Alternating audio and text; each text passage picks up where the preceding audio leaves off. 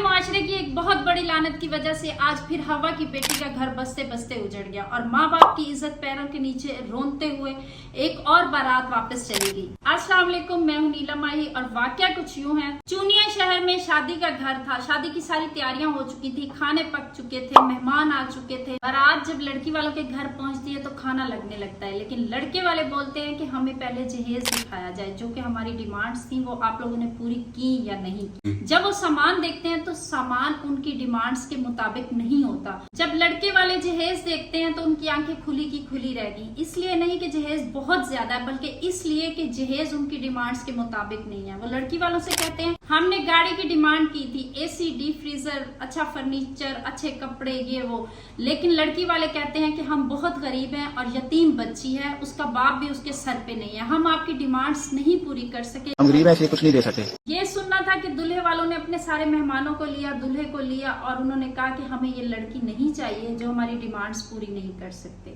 اور وہ لوگ واپس چلے گئے۔ آپ سکرین پر دیکھ رہے ہوں گے کہ شادی کی ساری تیاریاں پوری تھی، کھانے پک چکے تھے، مہمان آ چکے تھے، دلہن تیار بیٹھی تھی، لیکن انہوں نے صرف اپنے مائنڈ میں جہیز جیسی لعنت کو رکھا اور واپس چلے گئے۔ ان لوگوں کے لیے یہ چیز کوئی ویلیو نہیں رکھتی تھی کہ جو ماں اپنی بیٹی انہیں دے رہی تھی، اپنے جگر کا ٹکڑا انہیں دے رہی تھی، وہ انسان کی ان کی نظر میں کوئی ویلیو نہیں تھی، ان کے لیے صرف سامان ہی میٹر کرتا تھا۔